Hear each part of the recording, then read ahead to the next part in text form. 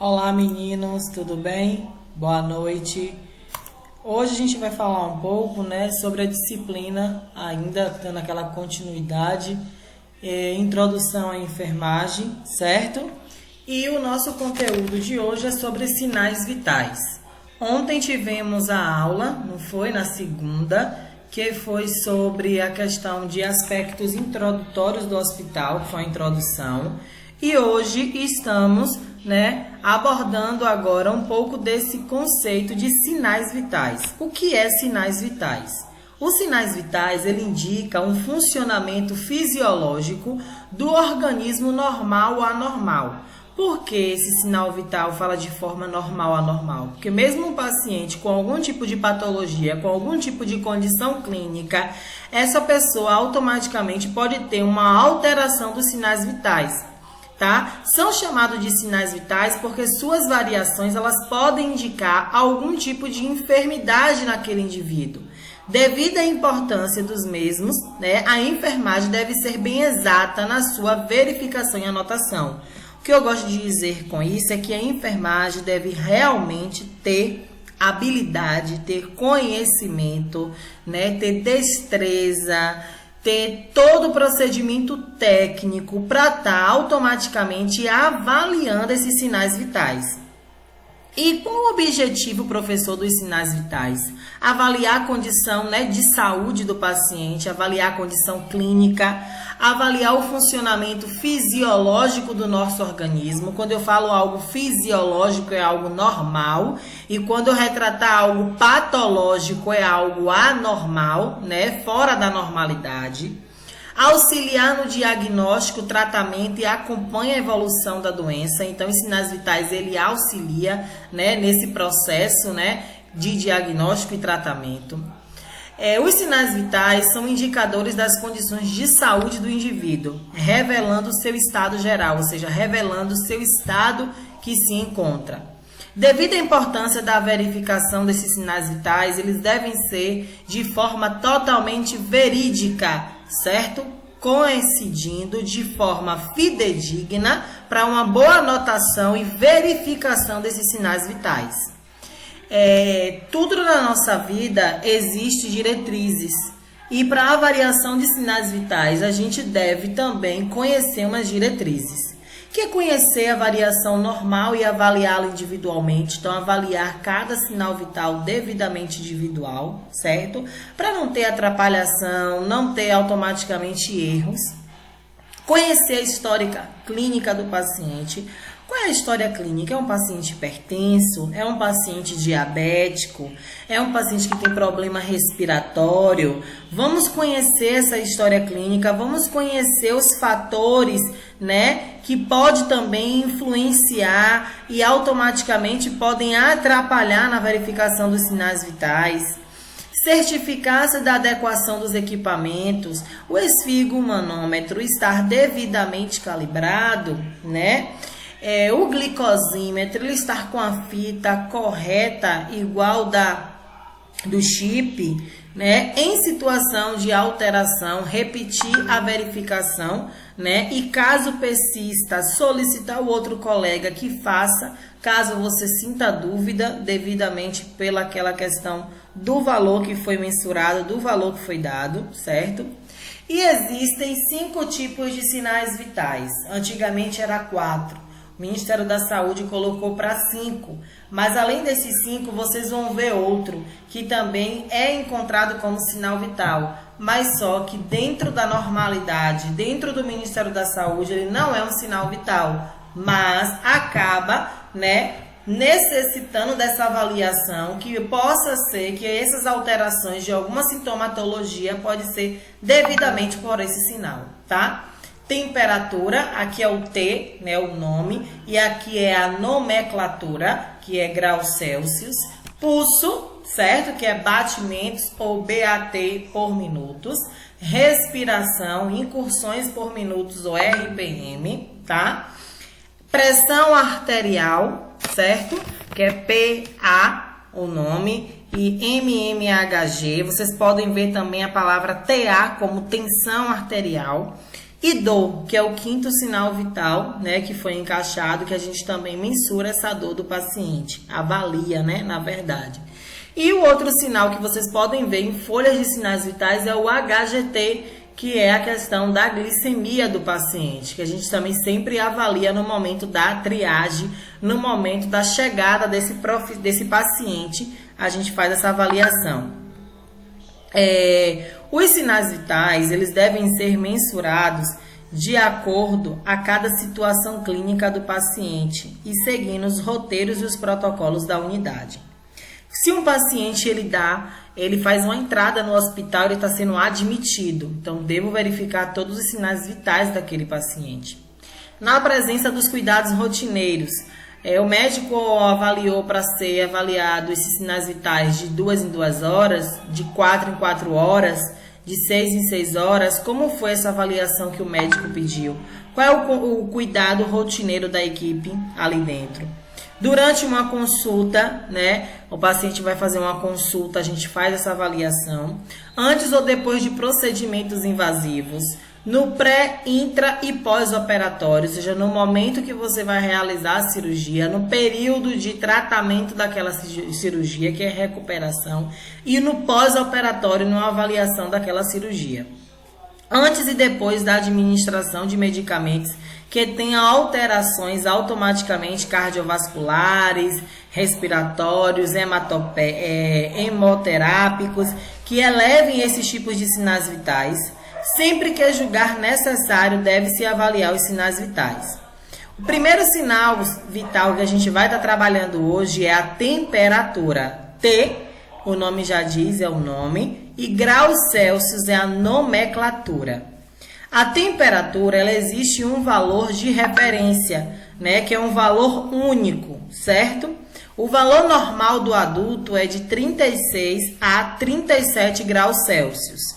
Esse é o valor normal da temperatura. A diferença da temperatura é que a quantidade de calor produzida pelos processos corporais é a mesma quantidade perdida para o ambiente externo. O que é que ele está querendo dizer? Existe uma temperatura externa, né? Que essa temperatura externa é fora. E existe uma temperatura interna, que é uma temperatura dentro do nosso organismo. Essa temperatura externa é uma temperatura do meio ambiente, né? Do meio externo que a gente está vivendo. E a temperatura interna é aquela que está localizada dentro do nosso organismo, em determinados órgãos, né, vitais. Os fatores que alteram a temperatura são a idade, né? Criança, adulto, idoso, então interfere esses fatores. Exercício, né? Esse exercício físico acaba elevando a temperatura, né? Para mais ou para menos. Geralmente, quando é exercício, eleva para mais pelo esforço físico, certo? Influências hormonais, estresse, ambiente, ingestão de líquidos frios e quentes, subnutrição, banho frio e quente, período de ovulação menstrual, principalmente vocês mulheres, né? Quando querem engravidar e quando querem estar no período fértil, vocês tendem a avaliar a temperatura de vocês, né? Assim que vocês fazem. E alguns tipos de patologias. Entre elas aqui, aquelas patologias que sofrem problemas, né, automaticamente no sistema imunológico, automaticamente uma infecção, né, eleva essa temperatura. A temperatura existe suas variações, que eu chamo as terminologias da temperatura. Eu chamo de hipertermia. Quando eu chamo algo que está hipertermia, é algo elevado, é algo aumento, né? Então, maior que 37,8 é febre. Existe a palavra afebril ou febrícula, está desenvolvendo a febre, está sem febre, mas pode evoluir a qualquer momento, está com 37,4, menor que esse valor. Hipotermia, quando eu falo hipotermia, é algo abaixo, né? Hipo, então é diminuição da temperatura, então essa temperatura está menor que 36 graus Celsius.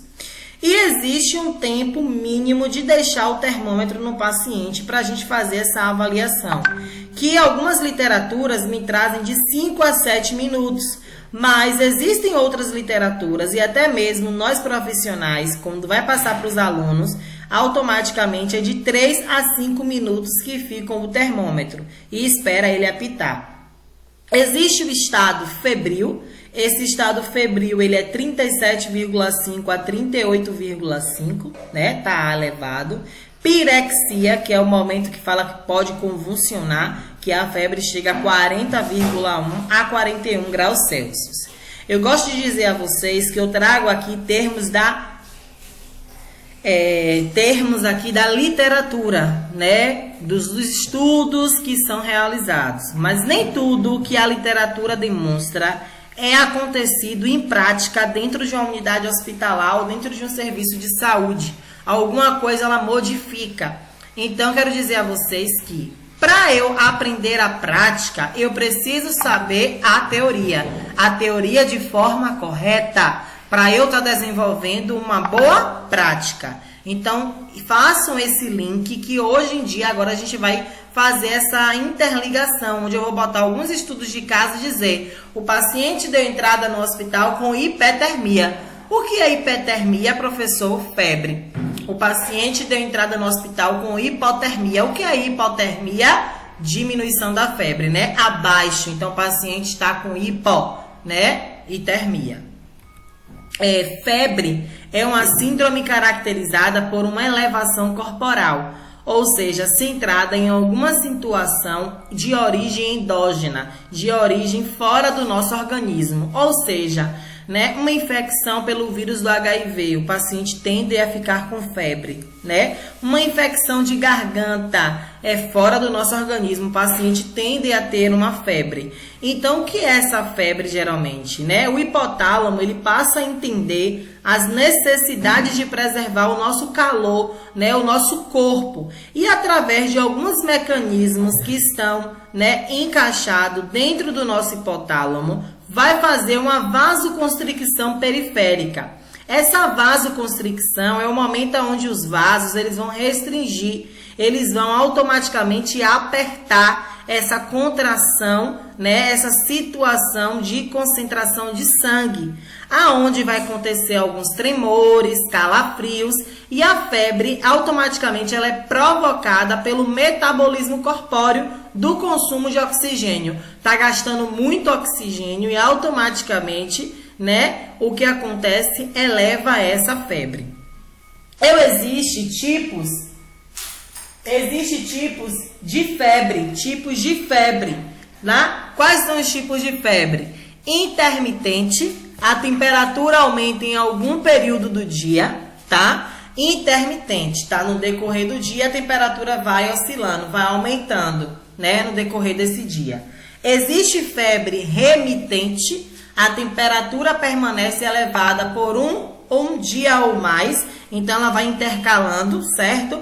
Aconteceu hoje, amanhã passa, volta de novo. E existe aquela febre recorrente, que é aquela febre permanente nos períodos, né, de alguns dias, a temperatura ela fica elevando. Então eu tenho 3 tipos de febre: intermitente, remitente e recorrente. Existem tipos de termômetro, né? Termômetro de mercúrio, de vidro, aquele bem antigo, certo?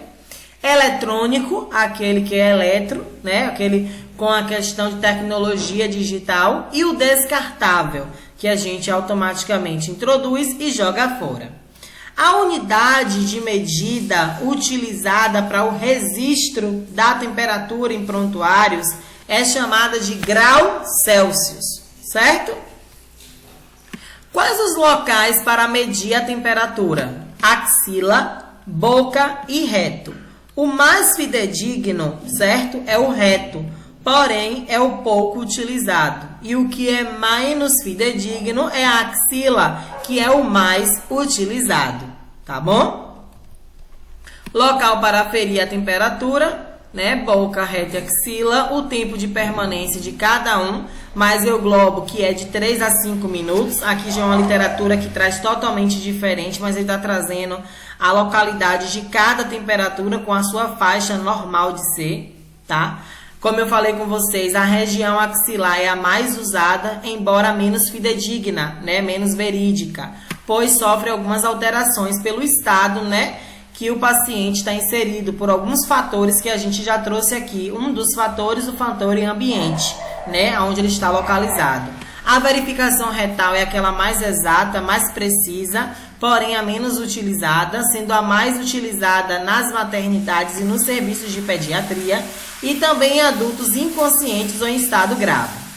A temperatura axilar, eu preciso aprender o meu procedimento para avaliar, né? Lavar bem as mãos, todo e qualquer procedimento eu devo lavar bem as mãos.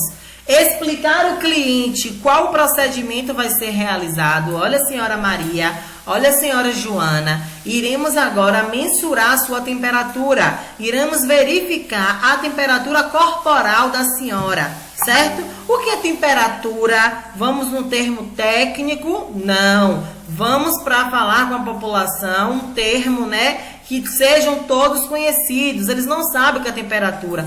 Vou verificar se a senhora está com... a temperatura elevada, está com febre. Vou verificar se a senhora tem febre, tá?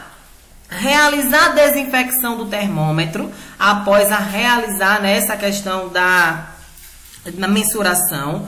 Enxugar a axila do cliente para não intervir, né, no momento que ele está inserido. Então, enxugar com papel toalha. Colocar o termômetro na axila do cliente, na axila do paciente e pedir ao cliente para cobrir o braço ao encontro do corpo, tá? Após 5 minutos, de 3 a 5 minutos, fazer a leitura do termômetro, ler e anotar a temperatura.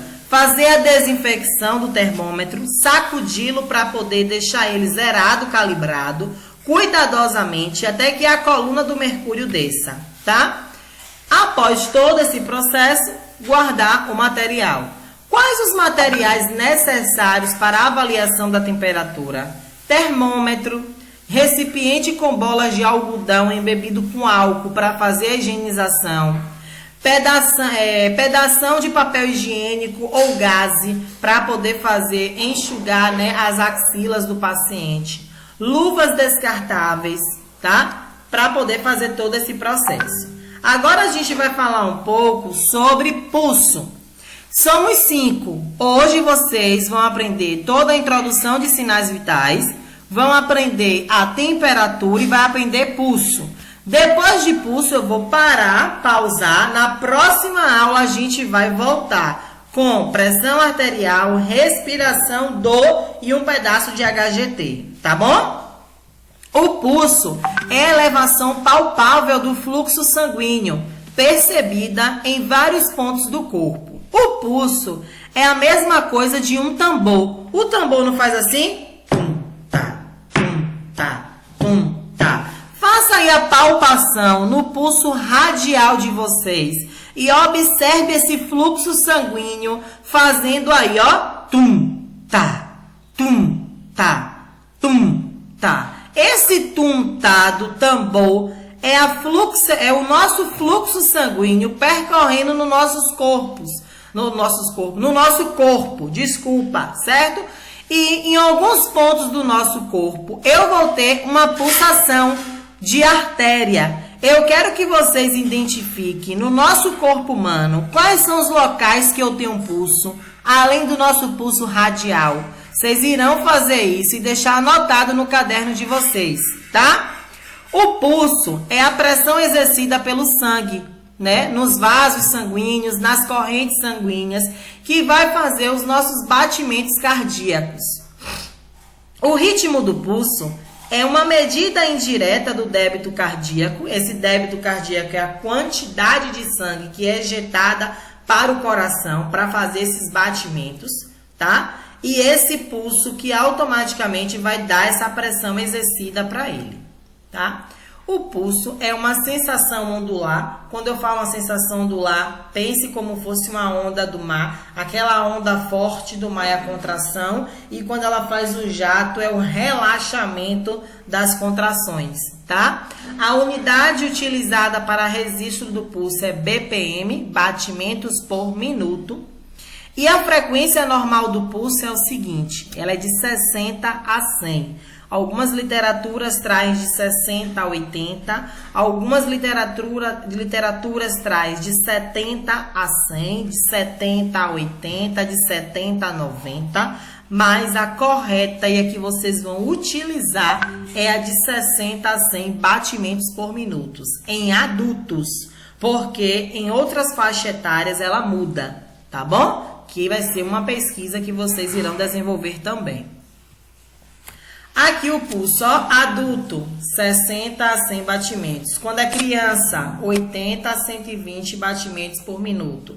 Quando é idoso, 60 a 70 batimentos por minuto. Recém-nascido, de 120 a 160 batimentos por minuto. As características do pulso, existem a intensidade. Quando eu falo intensidade, é um pulso cheio, é um pulso filiforme. Existe a questão também de ritmicidade. Qual o ritmo desse pulso? É um tambor que bate correto, tum, tá, ou é um tambor que bate desgovernadamente, tá, tum, bá, bum, bá, tá, tum, bá. Como é essa questão da ritmicidade? Ele é regular, pé certinho, ele é irregular, todo desorganizado, e existe a frequência do pulso. A frequência desse pulso é como? É bradisfigmia? É taquisfigmia? É normosfigmia? Pode ser também bradicárdico, taquicárdico, normocárdico? Como é esse pulso, essa pulsação do paciente? Se é brad, está baixo. Se é taquisfigmia, está elevado. E se é normosfigmia, está normal, dentro da normalidade. Então, quanto à intensidade, reflete o volume de sangue ejetado, como eu falei com vocês. Se é um pulso cheio ou se é um pulso filiforme, como eu dei o exemplo do tambor. Quanto à ritmicidade, é a irregularidade entre a batida e outra, né? Ele está ritmo, ele está irregular, ele está como esse pulso. Quanto à frequência, refere ao número de pulsação. Quantas vezes esse pulso fez essa pulsação, fez essas batidas, né? É bradisfigmia, está abaixo de 60, é taquisfigmia, está acima de 100, é normosfigmia, que os batimentos estão normais, dentro da normalidade. Como é essa questão desse pulso?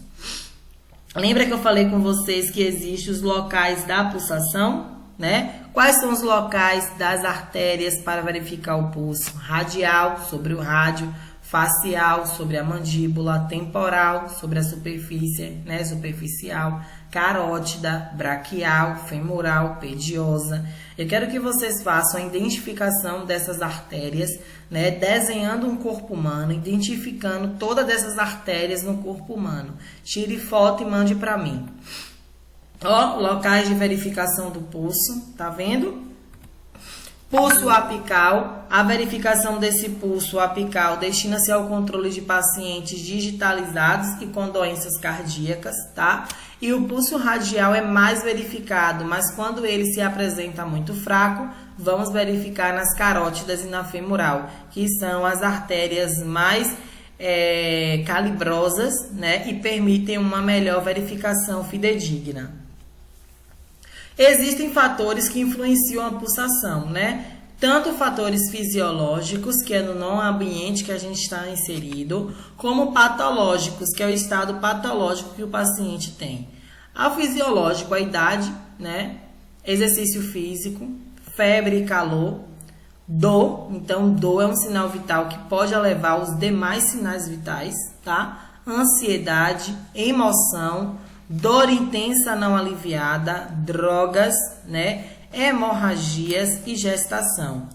Já os patológicos, estados de febres, então o paciente ele pode estar muito taquicardíaco, né? Insuficiência cardíaca, hipovolemia. O que é hipovolemia? Diminuição do sangue, a perda desse sangue, e os fármacos. Alguns fármacos acabam levando alguns tipos de sinais vitais, certo? Como a questão mesmo, tomando fármacos para situações cardíacas, problemas, né, do coração. O material que eu preciso para esse procedimento é o seguinte: material para verificação do pulso. É um relógio de ponteiro, onde eu vou verificar, né, os segundos. Para a gente aprender os segundos, às vezes tem pessoas que não sabem olhar, vocês pegam um relógio e faz o seguinte, quando aquele ponteiro, né, aquele tracinho rodar, sair do 12, rodando e voltar no 12, formou 1 minuto, tá? Isso que a gente conta. E a gente conta assim, ó.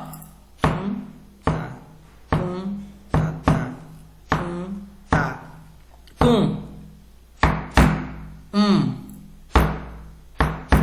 2, 3. Não é assim. 1, 2, 3, 4. Não. A gente conta as batidas certas. O tum e o tá. Certo? A fluxão. Fazendo a flux.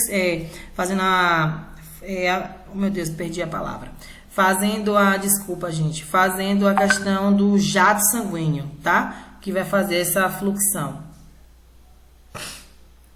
Lavar bem as mãos, explicar o procedimento ao paciente como qualquer outra situação, colocá-lo em posição confortável, ou sentado ou deitado, a posição que ele preferir, tá? Com a palma voltada para baixo e a depender do local onde você vai verificar essas artérias, né? Colocar as polpas nos 3 dedos médios sobre o local escolhido para a verificação.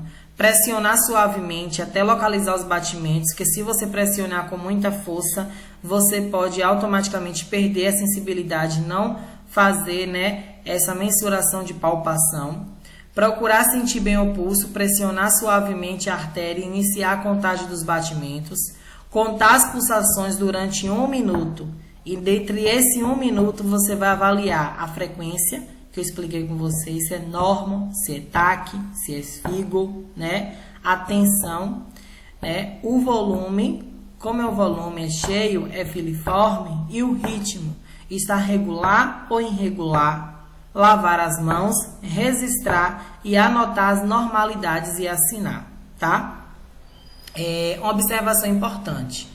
Evitar verificar o pulso em membros afetados, ou seja, em membros que estão lesionados, em membros que estão com fístula, em membros que estão com a questão do acesso, né? Não verificar o pulso em membro com fístula, como eu falei, arteriosa. Nunca usar o dedo polegar na verificação, pois ele automaticamente pode confundir com a pulsação do paciente.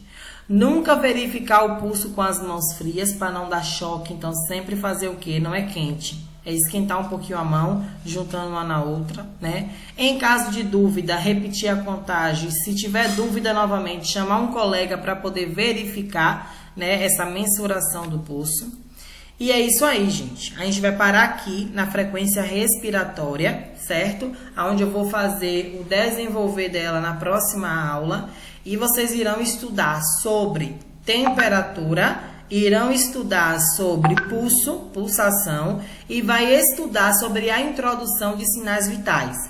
Por que eu estou dividindo assim? Para vocês não ficarem muito atrapalhados, porque é muito denso, deu para perceber, né? Então, a densidade desse assunto tem que correr mesmo atrás, estudar, desbruçar, para poder ser um bom profissional. Porque essa disciplina, ela é o arcabouço, eu gosto de dizer assim, é o arcabouço da enfermagem.